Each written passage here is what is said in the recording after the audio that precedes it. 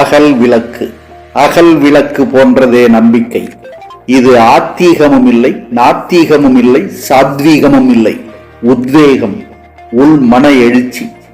முண்டிப்பார் ஓடுடையும், உடைந்துபார் வைரம் தெரியும், வீழ்ந்துபார் புதைக்கப்பட்டாலும் உயிர் பெறுவாய்.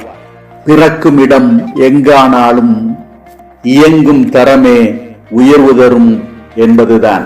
இது முழு சிகரத்தையும் காட்டிவிடாது, ஆனால் அடுத்த நகர்விற்கும் வழிகாட்ட தயங்காது.